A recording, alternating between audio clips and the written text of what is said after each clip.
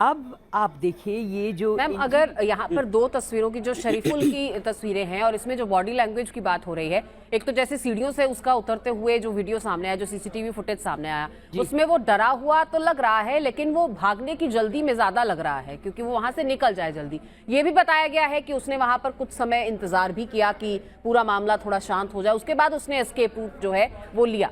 ये भी जो दो तस्वीरें सामने आ रही हैं जो इस वक्त हम दिखा रहे हैं, इनमें भी जो है वो आज ऐसा अंतर बताया जा रहा है कि पूरा केस अब जो है उनके पिता, उनके वकील घुमाने की कोशिश कर रहे हैं। वो कह रहे हैं कि दोनों तस्वीरों में अंतर है, ना तो हेयर स्टाइल मैच होता है और उनका कहना है कि नाक का साइज जो है वो भी डिफरेंट है। तो यानी हुलिया, आपको लगता है कि इस तस्वीर को अगर हम देखा जाए कि ये शख्स यहाँ से भागा होगा, उसने हुलिया बदला होगा, उसने हेयर कट ले लिया होगा, इस तरीके का कुछ ऐसा उसने ये एस्केप लिया होगा और ऐसा सेफ्टी गार्ड लिया होगा कि वो इस पूरी जो इन्वेस्टिगेशन है उसको कहीं ना कहीं गुमराह कर सके। वर्बलाइजेशन मजाक लगता है इसलिए क्योंकि देखिए ये आपको मालूम है कि मास्क पहनते हैं ये लोग और ये ऑल्टर जरूर करते हैं। कोई भी क्रिमिनल इस तरह के हादसे को अगर अंजाम देता है, वो अपना जैसा शक्ल लेके गया था वैसा ही रखेगा, नहीं फैंसी ड्रेस करेगा, कुछ चेंज करेगा। लेकिन मैं इनसे पूछती हूँ, डीएनए का रिपोर्ट तो बहुत देर से आता है, लेकिन आपके पास परपिट्रेटर की हाइट, यानी कि जो क्रिमिनल है उसकी हाइट आप देखो, उसकी बॉडी टाइप देखो।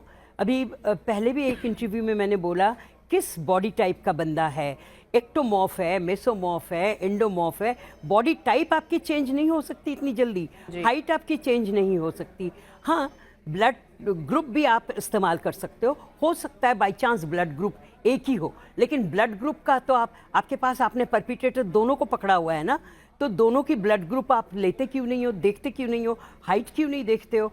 दूसरी बात, आप इतनी अहमियत परपिट्रेटर के फादर को क्यों दे रहे हो जब वो पहली दफे बोल रहा है कि हाँ मेरा बेटा जो है, ये फोटो वाला मेरा बेटा है और वो बगैर पासपोर्ट के गया है।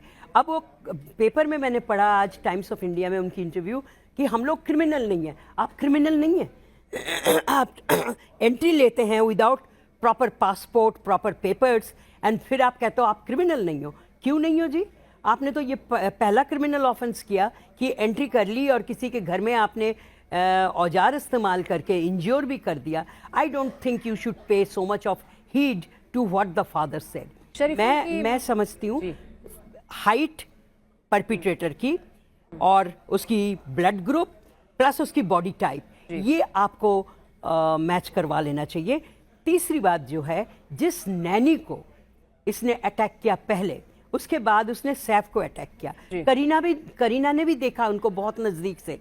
करीना ने उनका इमोशनल एनालिसिस भी कर दिया, कहा कि गुस्से में थे। तो मेरे ख्याल से ये तीनों को, अब I don't know whether Saif is in a state of giving a statement और नॉट। करीना तो है, नैनी तो है, उनसे आप क्यों नहीं आइडेंटिफाई करवाते हो?